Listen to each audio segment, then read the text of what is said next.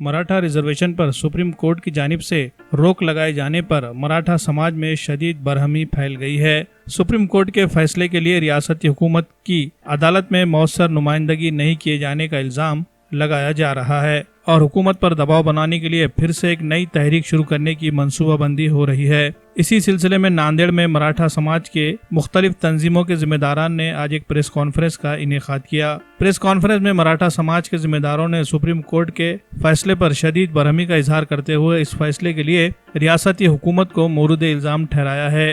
अखिल भारतीय छावा संगठन की जानिब से मुनक्किदा प्रेस कॉन्फ्रेंस में मराठा समाज के जिम्मेदारान ने सुप्रीम कोर्ट के फैसले पर शदीद बरहमी का इजहार करते हुए इस फैसले के लिए रियासती हुकूमत को मोरूद इल्जाम ठहराया है। मराठा समाज के रहनुमाओं का इल्जाम है कि मौजूदा रियासती हुकूमत मराठा समाज को रिजर्वेशन के फायदे पहुँचाने में संजीदा नहीं है। यही वजह है कि अदालत में इस मसले पर मौसर नुमाइंदगी नहीं की गई, जिसकी वजह से सुप्रीम कोर्ट ने मराठा रिजर्वेशन पर रोक लगा दी है। मराठा समाजाच्या आरक्षणाला स्थगिती मिळाली। खरं तर ही मराठा समाजाचं फार मोठं दुर्दैव आहे की सर्व पक्षाचा मराठा आरक्षणाला पाठिंबा असताना, सर्व जाती धर्माचा पाठिंबा असताना कुठंतरी सरकार न्यायालयामध्ये सुप्रीम कोर्टामध्ये बाजू मांडायला कमी पडलं आणि सरकारच्या नाकर्तेपणामुळं आज मराठा आरक्षणाला स्थगिती आलेली आहे।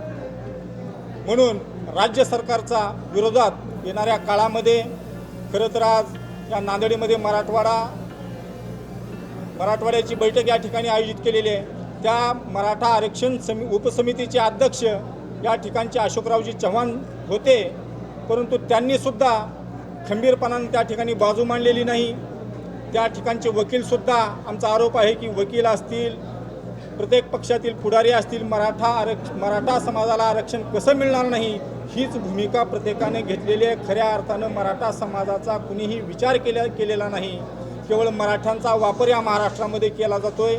मराठ्यांचा वापर नाही तर या महाराष्ट्रामध्ये मराठ्यांना मातीत घालण्याचं षड्यंत्र चाललेलं आहे। या गेल्या 2-3 वर्षाच्या काळामध्ये मराठा समाजानं 58 मोर्चे काढले, शांततेच्या मार्गाने काढले।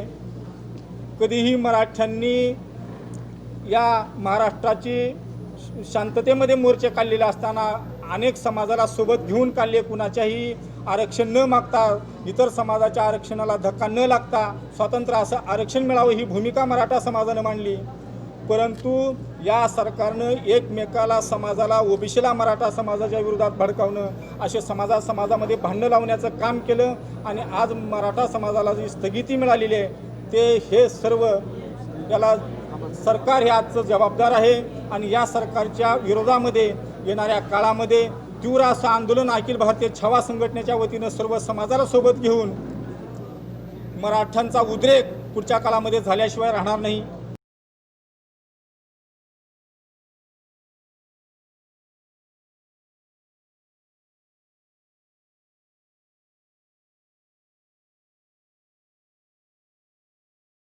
त्याला इकडे उच्च न्यायालयात आव्हान दिलं गेलं, ते आपण जिंकलो।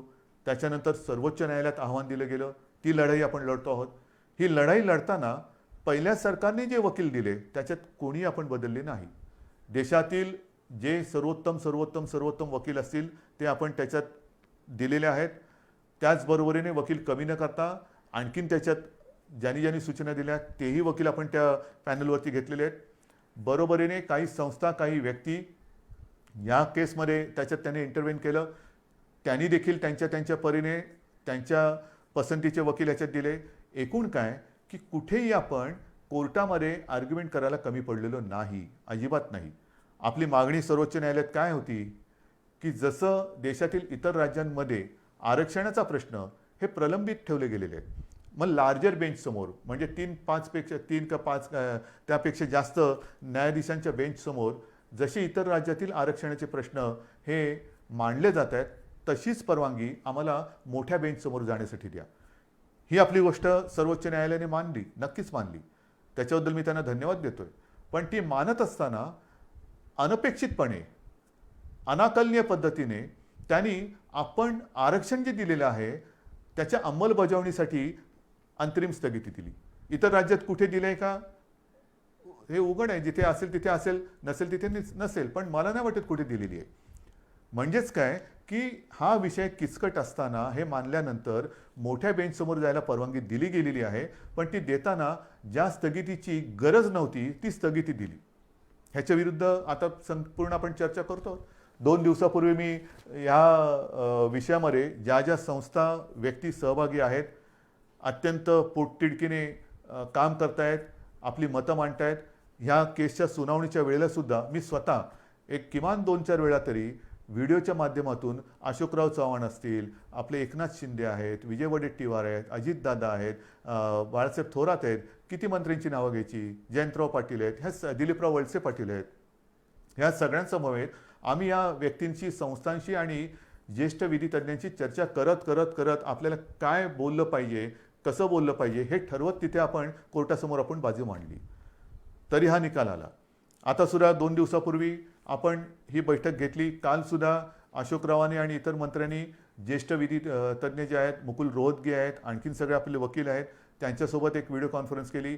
आपल्याशी बोलल्यानंतर पुन्हा मी त्या बैठकीला आता जाणार आहे. उद्या परत काही बैठक होईल.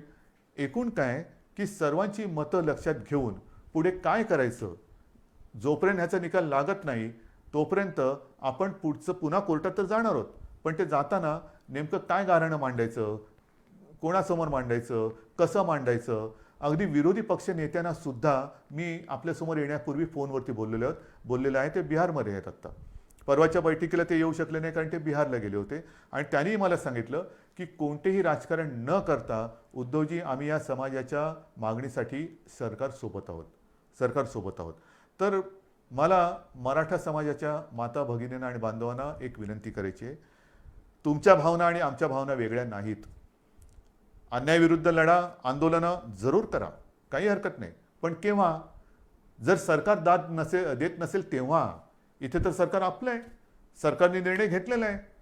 मग लढाई कोणाशी, कशावरती रस्त्यावरती उतरायचं, कशासाठी आपण आपला उद्रेक किंवा उद्वेग जो काय आहे त्याचं तो रस्त्यावरती आणायचा. आपण एकत्र आहोत. तुमच्या मागण्यांना आपण न्याय दिलेला आहे. त्याला आव्हान दिलं गेल्यानंतर ही राज्य सरकार ही तुमची बाजू हिरारीने, जिद्दीने, चिकाटीने, चिवटपणाने आणि वेळप्रसंगी आक्रमकपणे ही न्यायालयासमोर मांडते आहे. सरकार तुमच्यासाठी भांडतं आहे. तुमच्या सगळ्यांच्या सूचना त्यांचा गांभीर्याने विचार करून आम्ही मार्ग काढतो आहोत. आता मी काय काय काढू शकतो त्याच्यावरती मी बोलत नाही, कारण पुन्हा मी काय बोललो तर या केसवरती त्याचा दुष्परिणाम होऊ नये. पण सगळ्या सूचना आम्ही घेतलेल्या आहेत, अजूनही घेतो आहोत. आणि त्याचा सारासार विचार केल्यानंतर कायदेशीररित्या आपल्याला पहिला एक दिलासादायक मार्ग काय घेता येईल तो सुद्धा आम्ही विचार करतो आहे.